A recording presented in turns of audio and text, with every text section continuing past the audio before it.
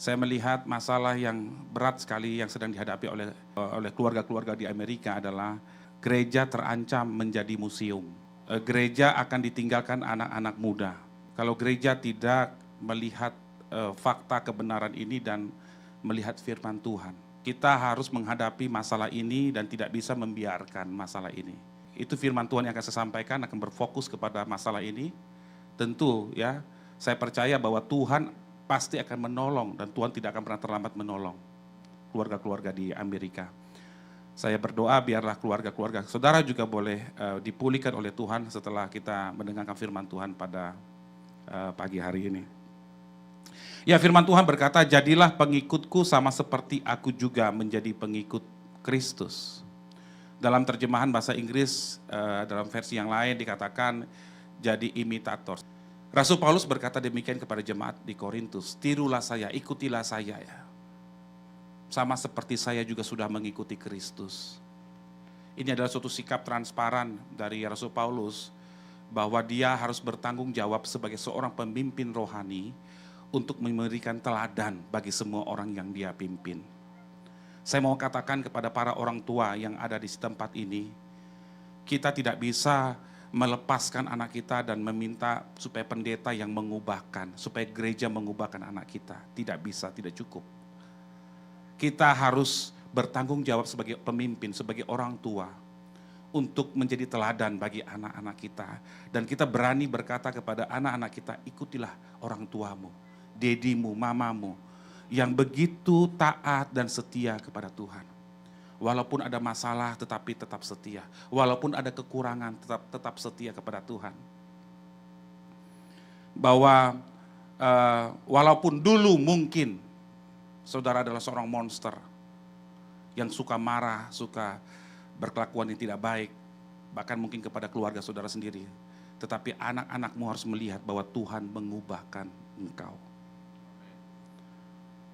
Ya, anak-anak ini perlu melihat contoh dan teladan dari para orang tua.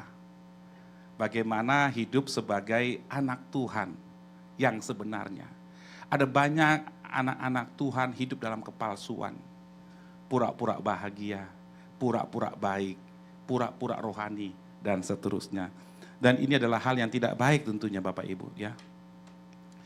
Dan saya berani bersaksi di tempat ini, walaupun tetap saya adalah manusia yang tidak sempurna, saya juga banyak kekurangan. Tetapi saya berani berkata kepada anak-anak kami, ikutilah Dedi. Kami punya 2 orang anak, namanya Melanie. Sekarang tahun ini selesai, Desember ini selesai kuliah di New York, ya di Manhattan, di Nyack. Tahun keempat sudah 4 tahun dia kuliah di sini, ambil Bachelor Communication. Dia tinggal di New Jersey saat ini. Ariel anak kami yang nomor 2 sekarang di San Francisco. Dia kuliah, baru saja masuk kuliah tahun ini di Community College. Dan puji Tuhan, oleh kemurahan Tuhan, Tuhan membentuk saya yang seorang dulunya pemarah, emosional, temperamental. Tuhan mengubah saya. Kalau saudara ingin tahu lebih jelas tentang bagaimana Tuhan mengubahkan saya, saudara bisa berkomunikasi nanti dengan istri saya dan anak-anak, khususnya Melanie. Dia melihat betul bagaimana Tuhan mengubahkan hari ke hari sampai dengan saat ini. Kami juga sebagai orang tua harus menjadi teladan, bahkan di dalam kelemahan kekurangan kita. Kalau kita salah, kita harus menjadi contoh dan teladan untuk meminta maaf. Jangan malu sebagai orang tua untuk meminta maaf, supaya kita memberikan contoh yang baik kepada anak-anak kita. Kalau orang ada kesalahan kepada kita, kita memaafkan orang lain juga. Tidak dendam. Anak-anak akan menjadi contoh, mencontoh kita. Bagaimana juga kita melakukan disiplin rohani, membaca firman Tuhan setiap hari, berdoa setiap hari. Kita dicontoh, dilihat oleh anak-anak kita, dan itu akan ditiru oleh anak-anak kita. Segala kebiasaan kita itu sadar nggak sadar itu akan ditiru oleh anak-anak kita. Salah satu kebiasaan saya suka bawa handphone kemana saja, termasuk ke restroom, ke toilet ya. Dan itu ditiru oleh anak saya. Ketika saya call dia, Ariel, kamu lagi di mana? Dedi mau jumpa, coba kamu datang ke sini. Dia bilang, aku lagi di toilet, Dedi. Saya bilang, kamu kenapa bawa handphone ke toilet? Dia bilang, aku mengikuti Dedi. Jadi dia nggak mau disalahkan kenapa bawa handphone sampai ke toilet, begitu ya. Ya Bapak Ibu, pemuritan sejak anak-anak itu sangat penting. Nasihat Rasul Paulus kepada Timotius. Ingatlah juga bahwa dari kecil engkau sudah mengenal kitab suci yang dapat memberi hikmat kepadamu dan menuntun engkau kepada keselamatan oleh iman kepada Kristus Yesus. Segala tulisan yang diilhamkan Allah memang bermanfaat untuk mengajar, untuk menyatakan kesalahan, untuk memperbaiki kelakuan, dan untuk mendidik orang dalam kebenaran. Saya percaya bahwa Timotius tidak kebetulan dan tidak tiba-tiba langsung Tuhan pakai jadi hamba Tuhan. Tetapi ada peranan dari orang tuanya mendidik dia sehingga dia menjadi orang yang takut akan Tuhan. Orang muda yang takut akan Tuhan. Dan akhirnya Tuhan pakai jadi hamba Tuhan. Ya, ada peranan dari neneknya Louis. Neneknya Timotius, omanya Timotius.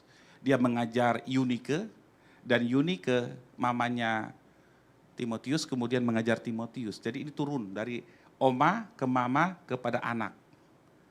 Jadi diwariskan iman, diwariskan ketulusan, kemurnian dalam mengikut Tuhan. Ya. Saudara, Timotius dididik sejak kecil, dari kecil. Saudara bisa lihat di situ. Ya, dari kecil dia dididik sehingga dia menerima hikmat. Tuhan berikan hikmat karena dia mengenal kitab suci, dia mempelajari firman Tuhan. Tuhan tambahkan hikmat bagi dia. Ya. Dan firman Tuhan kalau kita ajarkan kepada anak-anak kita, maka anak-anak kita akan mengerti mana yang salah, mana yang benar dalam kehidupan ini.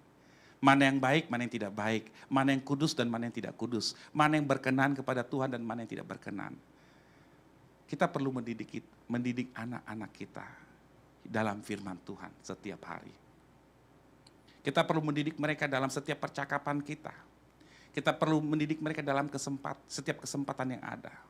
Jangan pernah lelah, jangan pernah bosan, jangan pernah frustasi mendidik anak. Jangan pernah berhenti mendidik anak. Ketika saudara berhenti mendidik anakmu, engkau sedang membiarkan anakmu masuk ke dalam jurang maut. Dan iblis seperti singa yang berkeliling siap untuk memangsa keluargamu, anak-anakmu. Jangan pernah berhenti mendidik anakmu dalam kebenaran. Mengajar mereka dalam firman Tuhan. Jangan pernah berhenti walaupun rasanya sepertinya belum ada perubahan. Saudara, didiklah orang muda menurut jalan yang patut baginya, maka pada masa tuanya pun ia tidak akan menyimpang daripada jalan itu. Anak-anak itu dididik sejak masih muda, supaya ditanamkan benih firman, supaya ditanamkan karakter-karakter ilahi di dalam kehidupan anak-anak kita, supaya masa tuanya dia tidak menyimpang.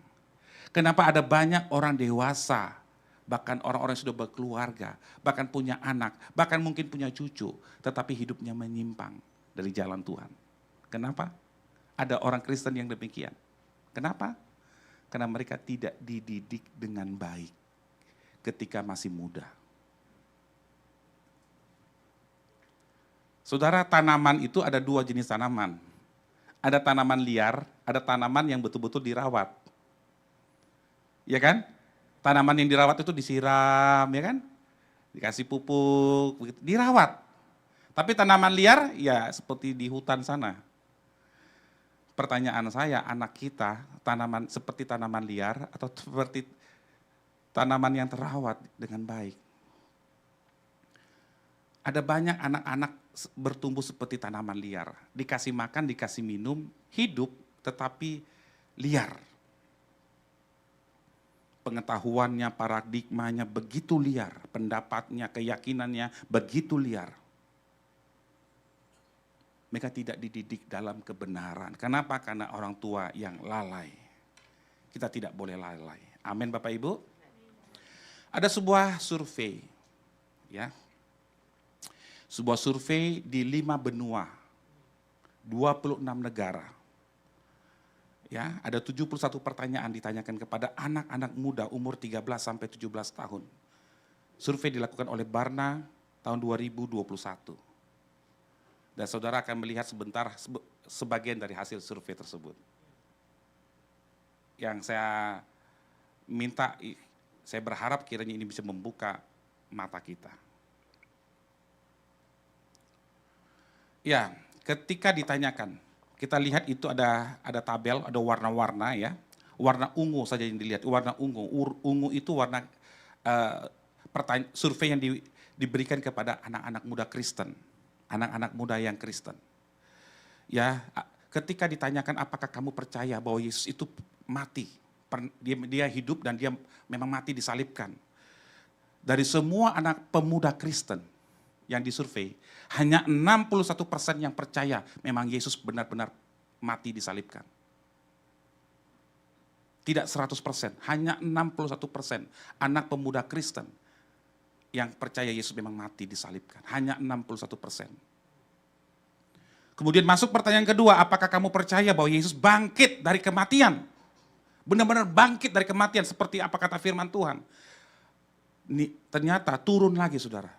Dari 61% menjadi 50% yang percaya bahwa Yesus benar-benar bangkit dari kematian. Masuk pertanyaan berikutnya, apakah kamu percaya bahwa Yesus itu memang hidup dan dia memang adalah Tuhan dan dia berkuasa di dunia ini? Ternyata turun lagi, hanya 32% pemuda, anak-anak muda Kristen yang percaya memang Yesus itu adalah Tuhan dan Juru Selamat untuk umat manusia. Hanya 32% pemuda-pemuda di gereja di seluruh dunia yang percaya. Dari tabel ini, dari hasil survei ini, apa yang bisa kita lihat? Ternyata ada banyak pemuda yang di gereja aktif mungkin pelayanan. Mungkin aktif di gereja, ikut orang tua tiap minggu ke gereja. Tetapi mereka belum tentu percaya bahwa Yesus itu adalah Tuhan. Dan Yesus bangkit dari kematian. Belum tentu. Hanya 32% yang percaya. Bapak Ibu, Barna mengkategorikan, bisa next, bisa dibantu. Barna mengkategorikan hanya 10% dari umur 18 sampai 29 tahun, ya, anak-anak muda umur 18 sampai 29 tahun, yang disebut sebagai pemuda-pemuda yang bisa menghadapi badai kehidupan, masalah kehidupan sesuai dengan firman Tuhan. Atau murid Kristus yang sesungguhnya. Hanya 10% saja. Artinya apa? 90% pemuda Kristen yang ada di gereja, itu mereka begitu tidak tertanam. Mereka sangat terancam untuk direbut oleh dunia. Mereka sangat besar kemungkinan bahkan meninggalkan gereja. Hanya 10% yang akan bertahan yang tertanam di dalam Tuhan dan tertanam di dalam gereja. Kita tahu bahwa pendidikan itu penting. Tetapi yang menyedihkan, ada hal yang kita kurang perhatikan sebagai orang tua. Kalau anak kita kurang matematikanya, kita kursuskan dia, kursus matematika, belajar lebih supaya bisa matematikanya bisa dia kejar, nilainya lebih baik. Kalau di olahraganya kurang baik, kita kursuskan dia, kita masukkan dia ke klub-klub olahraga supaya dia bisa lebih sehat dan lebih bagus nilainya dalam olahraganya. Ya kan? Tetapi ketika kita melihat kekurangan anak kita secara kerohanian, karakter, suka berbohong, dan seterusnya, kita melihat ada kekurangan dalam karakter dan dalam pertumbuhan imannya. Tetapi yang aneh, orang tua tidak melakukan tindakan apa-apa. Orang tua membiarkan saja, biarlah anak itu bertumbuh sendiri dan menemukan Tuhan sendiri. Padahal sudah kelihatan, sudah ketahuan sejak kecil, ada yang tidak beres dengan pertumbuhan imannya, ada yang tidak beres dengan karakternya. Kita orang tua kurang memberikan perhatian kepada anak-anak kita. Faktanya, iman dan karakter ilahi adalah landasan yang kokoh untuk kehidupan anak-anak kita di masa depan. Bila dia dididik dengan benar, tertanam dalam firman, dia tidak akan goyah terhadap badai kehidupan, terhadap semua masalah. Dia tidak akan berpikir untuk berniat untuk bunuh diri. Dia tidak akan berniat untuk meninggalkan Tuhan. Dia akan tetap semakin percaya, semakin bersyukur, semakin mengandalkan Tuhan. Ketika ada masalah dia berkata, Tuhan, hanya Engkaulah sumber pertolonganku Tuhan. Tidak ada yang lain. Kenapa? Karena dia sudah dididik dengan benar. Pendidikan karakter dan iman sangat kurang.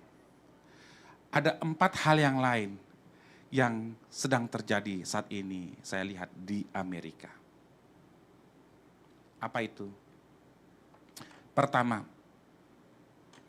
berdasarkan survei dari Pew Research, 70-75% anak-anak muda Kristen yang rajin ke gereja. Tetapi setelah dia tamat SMA, masuk kuliah, mereka tidak ke gereja lagi, mereka meninggalkan gereja. 70-75%. Tidak mau lagi diajak ke gereja. Dulu waktu masih di SMA ke bawah begitu, diajak ke gereja digandeng tangannya masih mau. Diiming-imingi nanti makan apa, makanan yang dia mau, sepulang gereja kita makan-makan, dia masih mau. Dia ke gereja dengan alasan supaya dapat makanan yang dia senangi. Disogok begitu ya. Tetapi setelah dia tamat SMA, dia tidak mau lagi disogok. Dia sudah mulai dewasa. Dia sudah mulai menentukan, bukan ini jalan hidup saya. Bukan ini keyakinan saya. Saya menemukan satu keluarga, 5 anak. Dan 5-5-nya sudah menikah. Orang Indonesia. 4 anak jadi ateis. 1 tetap masih percaya pada Yesus. Dan orang tua yang sudah lansia ini bercerita kepada saya dari jam 8 malam sampai jam 2 pagi dengan mencucurkan air mata dan berkata kepada saya bahwa saya menyesal datang ke Amerika. Kalau saya tahu anak saya menjadi ateis, saya menyesal saya tidak akan datang ke Amerika.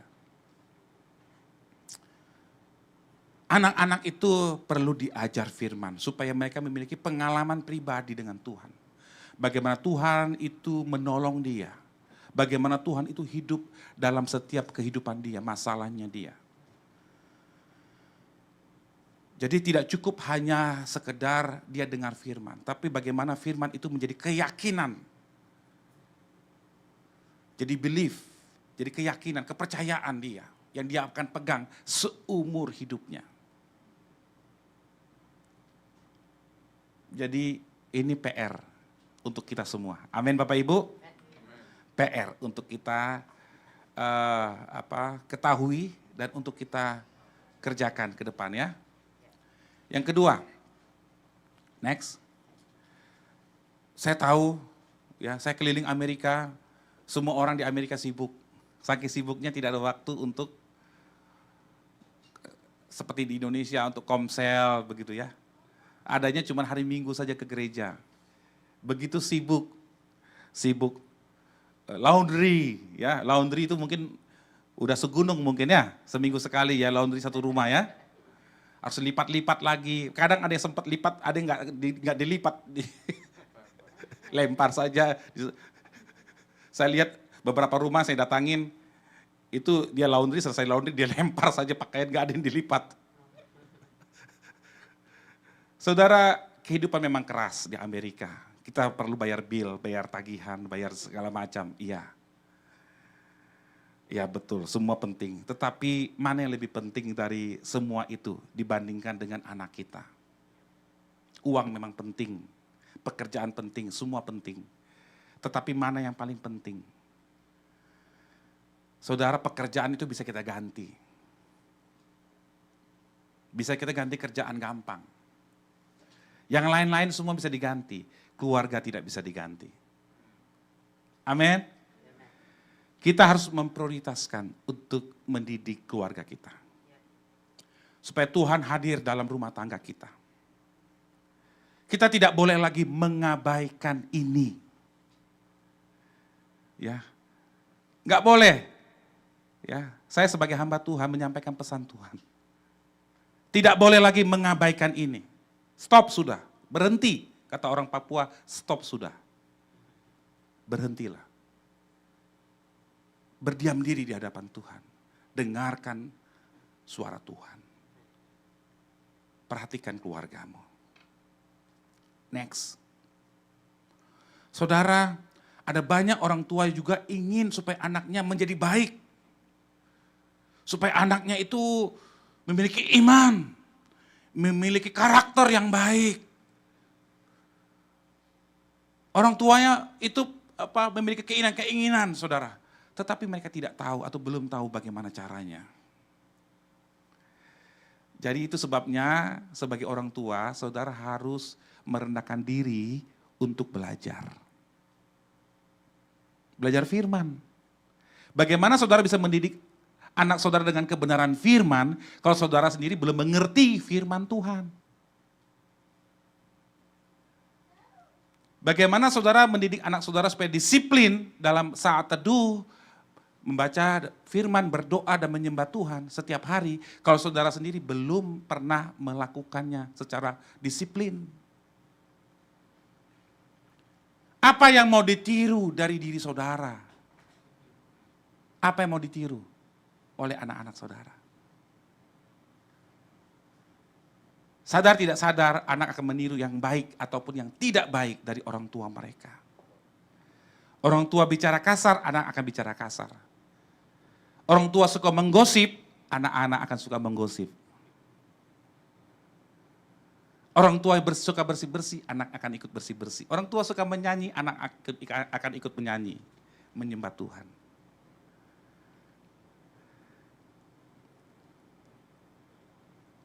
Kehidupan seperti apa? Keluarga yang seperti apa yang ingin saudara hidupi di Amerika ini? Kehidupan yang hanya berfokus kepada uang saja? Atau kehidupan yang berpusat kepada Kristus? Kalau saudara berfokus pada Kristus akan ada damai. Sukacita, damai sukacita yang melampaui segala akal akan memenuhi kehidupan saudara, keluarga saudara. Apapun masalah saudara, anak cucumu akan dipelihara oleh Tuhan. Amin Bapak Ibu. Next. Ada banyak orang tua tidak punya rencana terhadap keluarganya. Bagaimana mendidik keluarganya. Bagaimana membesarkan anak-anaknya. Benjamin Franklin berkata, if you fail to plan, you are planning to fail. Jika saudara tidak punya rencana sama sekali untuk bagaimana mendidik, membesarkan anak saudara di dalam Tuhan, saudara berarti sedang berencana untuk gagal. Saudara sedang membiarkan anakmu untuk dirampas, direbut oleh iblis. Saudara sedang membiarkan anakmu untuk dimuridkan oleh dunia. Mari, sadarilah. Do something, lakukan sesuatu. Tentu mulai dari diri kita sendiri terlebih dahulu sebagai orang tua. Amin. Orang tua atau suami istri yang belum pernah saat teduh bersama, coba mulai. Bicara kepada suami atau istrinya senggol kanan kiri. Katakan, ayo kita mulai. Beri contoh yang baik kepada anak-anak. Ketika saudara mendidik anak-anakmu, saudara sedang akan memuridkan anak-anak daripada anak-anakmu di masa depan. Ketika saudara sedang memuridkan anakmu dengan baik, saudara secara tidak langsung sedang memuridkan cucu-cucumu di masa depan. Karena saudara sedang memberikan pola yang baik untuk anak-anakmu akan tiru. Ketika dia akan menjadi orang tua nanti di masa depan, cucumu akan dididik dengan baik dan benar. Karena dia melihat dari diri saudara. Anak-anak kami belum menikah. Ya, umurnya nanti 23 tahun dan 20 tahun. Melani 4 Januari ulang tahun. Tetapi saya sudah memiliki visi untuk masa depan. Saya sudah membayangkan cucu-cucu saya dari kedua anak kami ini akan hidup dan akan dididik seperti apa oleh anak-anak kami. Kami sudah membayangkan. Karena kami memulainya dengan membuat pola yang benar. Ada pola didikan yang tidak benar dari orang tua kita, dari nenek moyang kita, dari opung kita, dari oma, opa kita. Dengan cara-cara yang keras dan cara-cara yang kasar. Itu harus berhenti, stop. Di kita, tidak boleh diteruskan ke bawah. Kita buat pola yang baik, yang benar. Untuk anak-anak kita dan cucu-cucu kita di masa depan. Buat rencana dari sekarang. Kerinduan saya, supaya setiap saudara semua di tempat ini menikmati masa tua kita, melihat anak cucu kita di dalam Tuhan. Diberkati, dipelihara, bahagia. Amin. Kalau kita tidak punya rencana, yang akan kita lihat adalah anak cucumu akan dicerai-beraikan. Rumah tangga mereka akan dirusak, dihancurkan oleh iblis. Itu akan terjadi kalau saudara tidak berbuat apa-apa dari sekarang. Ya, kekristenan di Amerika ini harus berubah. Harus dipulihkan. Dimulai dari mana? Dari keluarga. Next. Saudara, ketika ada pertanyaan kepada anak-anak muda, umur 18 sampai 35 tahun. Dan kemudian muncul kesimpulan dari pertanyaan itu dari tabel ini, saya langsung saja, bahwa bisa dikatakan 70%, kurang lebih 70%, anak-anak muda berkata bahwa saya tidak dikasihi dan saya tidak dipercaya oleh lingkungan saya. Ya, 33% merasa dikasihi, merasa dipercaya oleh lingkungan, oleh keluarga, oleh gereja. Tetapi hampir 70% mereka berkata, kami merasa tidak diperlukan di gereja, tidak dipercaya oleh gereja ataupun oleh keluarga.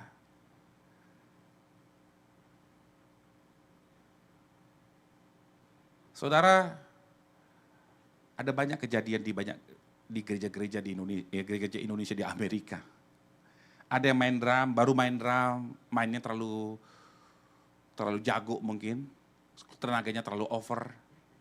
Akhirnya tidak boleh main drum lagi seumur hidup, tanda kutip. Gak boleh main.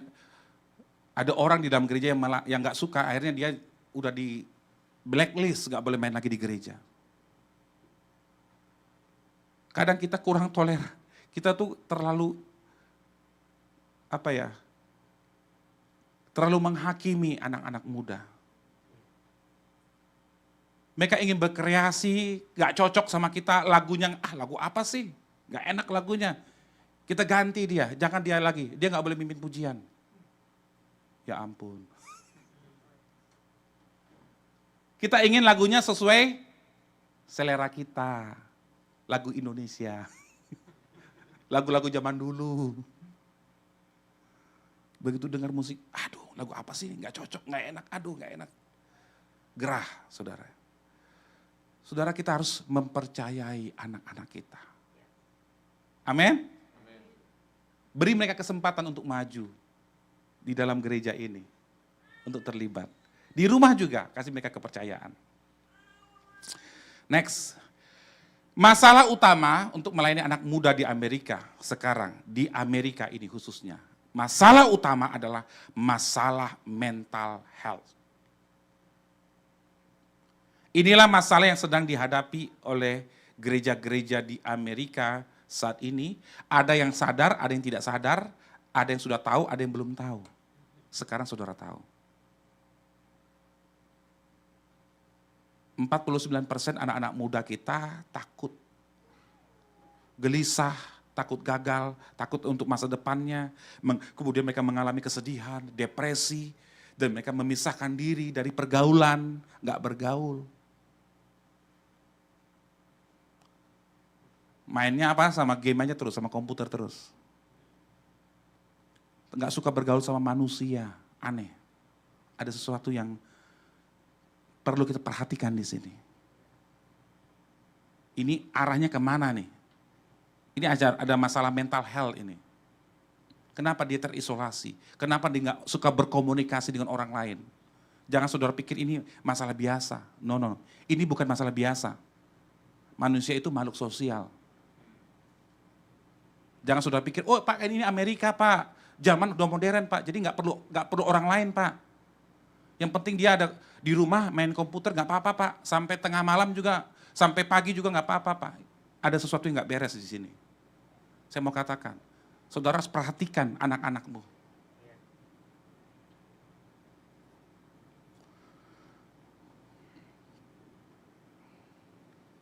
Next.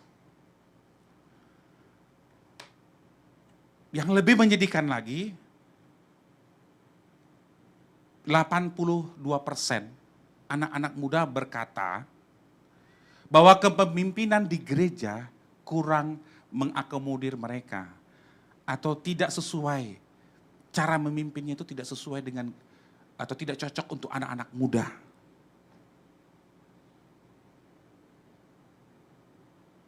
Gereja-gereja di Korea, kita tahu ya Korea, suatu bangsa yang besar, Korea Selatan maksud saya,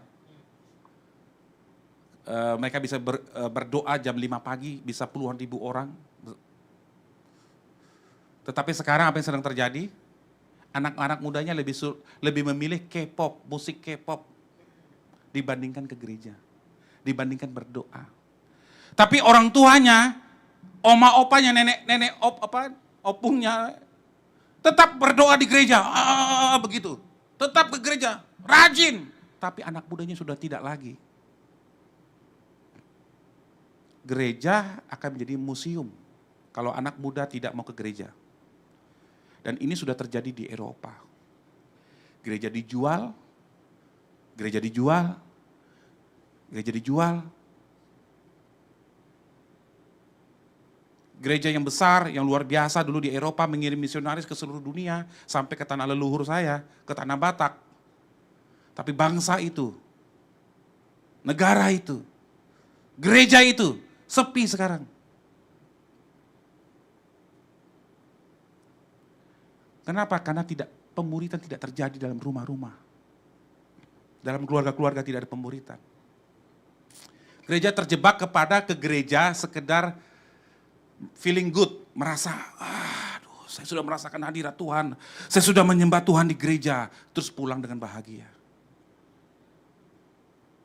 Hidup kembali, Senin sampai Sabtu, aku kembali seperti yang dulu, aku masih seperti yang dulu. Seperti orang-orang biasa, normal, orang dunia. Nanti ke gereja hari Minggu rohani lagi. Saudara, ini PR besar.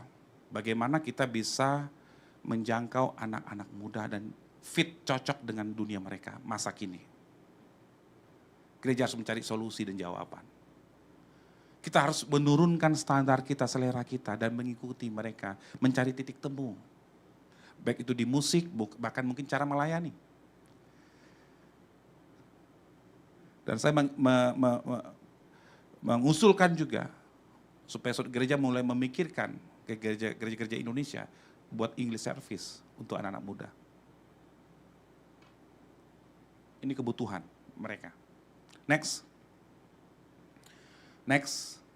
Lewat lagi. Next. Ya, stop. Saudara mungkin sibuk. Saya meminta saudara untuk ambil satu waktu untuk berhenti dalam kesibukanmu dan ambil waktu untuk family time dengan keluargamu. Retreat keluarga. Mau mungkin 2 hari, 3 hari, 1 minggu, terserah saudara. Mau ke Meksiko, Mau kemana saja, mau sekitar New York juga boleh. Tetapi intinya ambil waktu yang berkualitas dengan anak-anakmu. Nanti saya akan masuk kepada sebuah pernyataan yang cukup mencengangkan dari seorang pakar keluarga. Yang dia sesali dari keluarganya apa. Nanti setelah ini ya. Jadi kita mari geser jadwal kita, atur semua, bahwa jadwal untuk family time itu penting. Kalau saya dengan anak-anak saya, setahun 2 kali kami liburan. Saya bukan pengusaha, bukan orang kaya. Dulu saya pengusaha, saya punya bisnis dulu. Tapi dari kecil itu kami, anak-anak itu kami selalu bawa ada waktu family time. Januari yang lalu kami sama-sama 10 hari keliling California, nyetir berempat, kami rental mobil. Dan di saat sedang rental mobil itu, sedang jalan itu ada kejadian. Di Oakland, mobil sedang makan siang di In and Out, mobil kami dipecahkan oleh orang dan 2 koper hilang. Dan 2 laptop hilang. Berapa hari kemudian, dalam perjalanan itu, papa saya meninggal dunia. Jadi kami menghadapi situasi family time yang berduka Januari kemarin, tahun ini. Tapi kami hadapi bersama-sama. Kadang menangis, saya sedang nyetir, saya menyembah Tuhan, saya nangis. Karena kehilangan orang tua kandung saya, bapak saya meninggal. Istri saya menghiburkan, anak-anak menghibur, kami saling menghibur. Kemudian anak kami yang Melani nangis, kami menghibur. Family time itu adalah bagaimana kita menjalani kehidupan ini bersama-sama sebagai keluarga. Dalam suka dan duka. Dan tentunya kita di dalam Tuhan. Jadi nggak harus selalu happy-happy, nggak selalu yang senang-senang. Mostly memang kami liburan, jalan-jalan. Tetapi kadang ada situasi tertentu. Ya, kekuatan keluarga itu sedang diuji. Saya dari kecil udah didik anak-anak kami bahwa tidak akan ada yang saya izinkan mengganggu anak-anak saya. Intervensi dari siapapun, kakak ipar, adik ipar, bahkan mertua saya, orang tua, tidak boleh mengintimidasi anak-anak saya.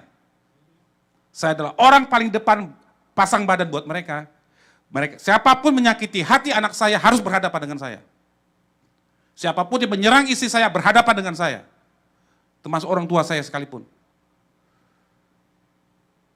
Jadi tidak ada yang bisa ganggu kami berempat, keluarga kami nggak ada. Yang ngomong-ngomong apa, gosip nggak bisa, nggak mempan. Karena kami akan saling melindungi. Ketika saya diomongin oleh keluarga dari istri saya akan pasang badan, dia akan bilang, dia akan bela saya. Demikian juga sebaliknya. Waktu-waktu tertentu saya jalan bersama Melani, berdua, seperti pacaran. Anak-anak perempuan, saya gandeng dia ke mall, makan di mall. Ngobrol tentang kehidupan dia. Melani bisa cerita, kalau ada cowok yang naksir dia, mau ngajak dia pacaran, dia ceritain ke saya, bukan ke mamanya. Ke Ariel juga kami bisa liburan berdua. Kemudian ke saya dengan istri saya berdua. Kemudian ada lagi yang berempat. Jadi saya spend time dengan setiap anggota keluarga saya. Intimacy. Saya dengan Melani berdua jalan tanpa ada gangguan siapapun. Saya dengan Ariel, anak laki-laki, father and son. Kami di Bali pernah, hampir seminggu kami berdua liburan naik motor, boncengan, dia peluk saya bonceng dia. Kadang gantian dia bonceng, saya peluk dia. Kami makan bersama, tidur sama-sama, ngobrol tentang masa depan, tentang kehidupan, tentang firman Tuhan. Saya berdoa dia, saya topang tangan buat dia. Kenapa saya sampaikan ini? Semua itu bisa dilakukan, saudara. Next. Diane Lumens, dia dalam sebuah buku yang sangat terkenal tentang keluarga. Dia berkata, seandainya saja saya bisa membesarkan ulang anak saya, apa yang akan saya lakukan? Saya akan lebih sedikit mengkoreksi dan akan lebih banyak mengaitkan. Saya akan lebih sering berjalan-jalan, bermain-main dengan anak-anak. Saya akan lebih banyak memeluk, lakukan sentuhan fisik, memeluk, menggandeng tangan, mencium, membelai. Ya, saya akan lebih banyak melakukan hal itu dibandingkan yang lain. Bagaimana dengan saudara? Ada banyak hal yang bisa kita perbaiki dalam mendidik anak. Amin Bapak Ibu. Next.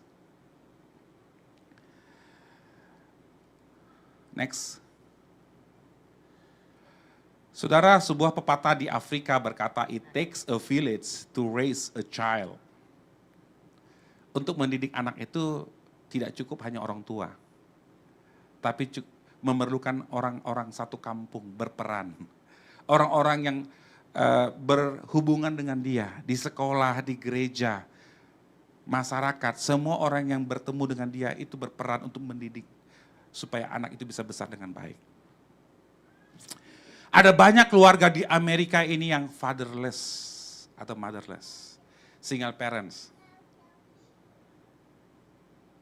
Ya tadi saya katakan 17 tahun si bapak suami di Indonesia dideportasi.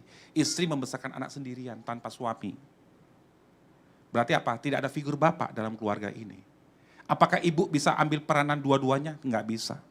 Enggak bisa, ibu ya tetap ibu. Jadi figur bapak dia ambil dari mana? Dia terima dari mana? Dari gereja. Dari bapak-bapak yang ada di gereja ini. Untuk mengasihi, memeluk dia, merangkul dia, ajak dia main, ajak dia ngobrol, tanya sekolahnya, tanya hobinya, tanya olahraganya bagaimana. Kita semua harus berperan untuk mendidik anak-anak, semua anak-anak yang ada di gereja ini. Saling mengisi kita. Ambil peranan masing-masing. Kalau ada keluarga yang fatherless, nggak ada bapak, bapak-bapak di sini harus ikut terlibat mendidik anak itu. Amin. Amin. Telepon dia sekali-sekali. Walaupun itu bukan anak kandung saudara. Gereja tidak bisa lepas tangan, nggak bisa. Saudara tidak bisa yang fokus kepada anakmu saja. Anak yang lain bagaimana yang di gereja ini? Nggak punya figur bapak, nggak punya figur mama, bagaimana? Mari kita besarkan sama-sama anak kita di gereja ini. Amin. Next. 3 dasar membimbing anak, pengajaran, teladan, dan doa. Ini saya sudah pernah bagikan ini dulu. Ya, orang tua harus mengajar anaknya dalam firman Tuhan. Terus-menerus tidak boleh bosan. Kemudian orang tua harus menjadi teladan bagi anak-anaknya, menjadi contoh, jadi role model dalam semua aspek kehidupan. Dan orang tua harus terus berdoa untuk anak-anaknya. Amin. Next. Ini ada teorinya saudara, secara ilmiah, bagaimana cara mengajar. Daya serap anak itu dalam pelajaran itu bagaimana.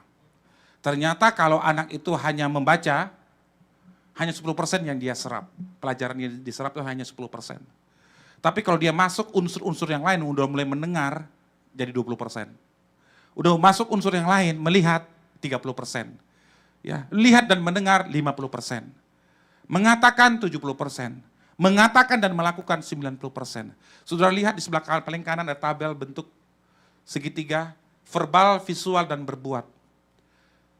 Cara mengajar anak itu pertama tentunya dengan verbal, tentunya dengan kita mengatakan. Dia mendengar, dia belajar, itu bagus. Tetapi daya serapnya cuma sedikit. Kita harus masuk kepada yang lebih dalam lagi sampai kepada visual. Saudara sekarang di kampus-kampus, mengajar itu bukan cuma sekedar mendengar, tapi mulai banyak visual dengan PowerPoint seperti ini. Dengan melihat Bagaimana dilakukan itu.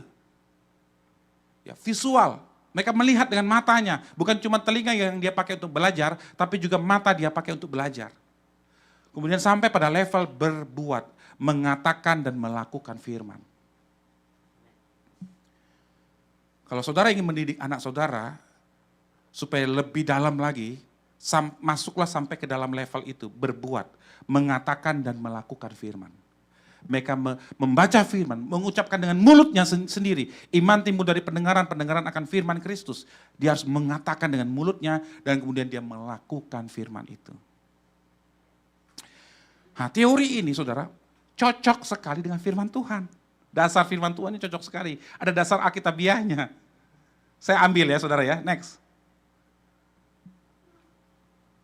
Lihat di Ulangan 6. Ulangan 6 ayat 1 sampai 3. Perintah Tuhan kepada bangsa Israel. Apa?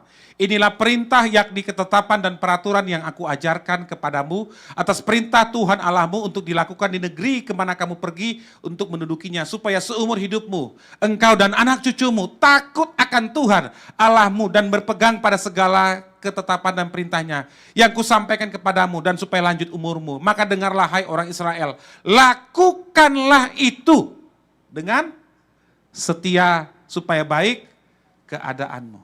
Lakukanlah itu. Kemudian kalau kita perhatikan lagi di Matius 7, Yesus memberikan perumpamaan tentang orang bijaksana dan orang yang bodoh. Orang bijaksana dan orang bodoh ini ada kesamaannya. Sama-sama apa? Sama-sama mendengarkan firman. Sama-sama mendengarkan firman. Orang bodoh tidak melakukan firman. Orang bijaksana mendengar dan melakukan firman. Yesus menekankan betapa penting melakukan firman.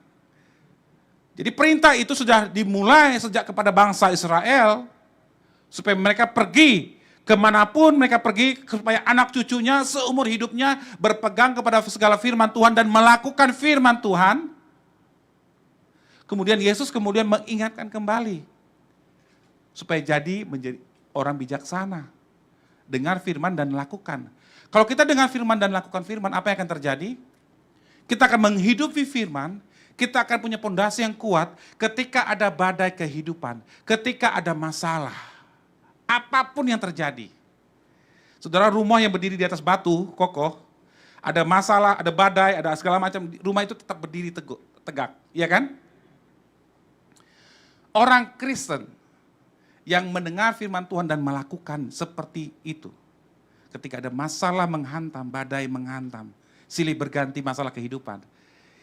Orang Kristen yang mendengar firman dan melakukan akan tetap berdiri kokoh di dalam Tuhan. Amin. Dan itulah yang kita inginkan juga terjadi kepada anak cucu kita. Amin. Ya, di Matius 28 amanat agung. Perintah terakhir Tuhan Yesus, pergilah jadikanlah semua bangsa muridku, ya kan? Baptis mereka, kemudian dikatakan apa? Ajarlah mereka melakukan segala sesuatu yang telah kuperintahkan kepadamu. Yesus kembali menekankan perintah terakhirnya, ajar mereka untuk melakukan. Ajar mereka untuk melakukan. Ajar mereka untuk melakukan. Mari para orang tua, ajar anak-anakmu. Didik anak-anakmu dalam kebenaran untuk melakukan firman. Saudara harus menjadi teladan.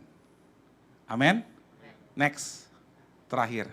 Saudara berdoalah untuk anakmu. Peperangan kita bukan melawan darah dan daging, tetapi melawan penghulu-penghulu di udara, melawan kuasa-kuasa di udara, kuasa-kuasa gelap. Saudara berdoalah terus untuk anak-anakmu. Apapun strategi iblis, serangan iblis, panah-panah api dari si jahat untuk menghantam anak-anakmu, itu akan diproteksi, akan dilindungi oleh Tuhan dengan para malaikatnya. Akan menaungi, melindungi anak cucumu. Terus berperang, terus berdoa, terus berlutut untuk anak-anakmu setiap hari. Next. Jangan pernah berhenti, terakhir. Next, jangan pernah berhenti untuk berdoa. Back. Ya, berlutut terus, berdoa terus untuk anak-anakmu. Sebutkan nama mereka, satu persatu. Ya, dalam doa saya berkata, Tuhan, aku berdoa untuk Melanie dan Ariel. Kiranya Tuhan memberkati mereka. Tuhan menyertai mereka. Tuhan membawa mereka untuk berjalan bersama dengan Tuhan. Tanda-tanda heran dan ajaib akan menyertai anak-anakku, Melanie dan Ariel.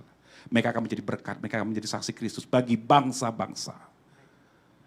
Perlindungan Tuhan menyertai mereka. Para malaikat Tuhan akan mengawal mereka pagi, siang, sore, dan malam. Di dalam rumah, di luar rumah. Kemanapun mereka pergi, Tuhan menyertai mereka. Tuhan, saudara, mari berdoa, bersafaat bagi anak-anakmu. Sebutkan nama mereka. Perkatakan perkataan berkat. Amin. Saudara, kebenaran ini, kalau kita lakukan, saya percaya akan ada kebangkitan dalam keluarga demi keluarga di Amerika. Dan kita semua akan menjadi berkat dan menjadi saksi bagi Amerika. Amin. Kita berdoa. Kami bersyukur Tuhan Yesus untuk firman-Mu yang sudah kami dengarkan pada siang hari ini. Firman-Mu adalah kebenaran dan kebenaran itu akan memerdekakan setiap kami.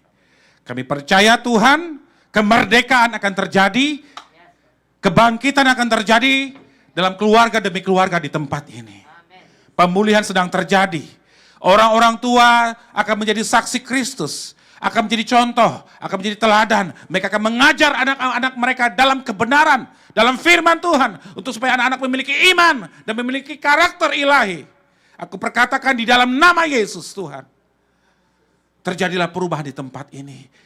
Dalam keluarga demi keluarga, anak-anak kami Tuhan, mereka akan mengenal Tuhan, mereka akan bertumbuh dalam Tuhan, mereka akan berjalan di dalam Tuhan, mereka akan diubahkan oleh Tuhan, mereka akan dipakai oleh Tuhan.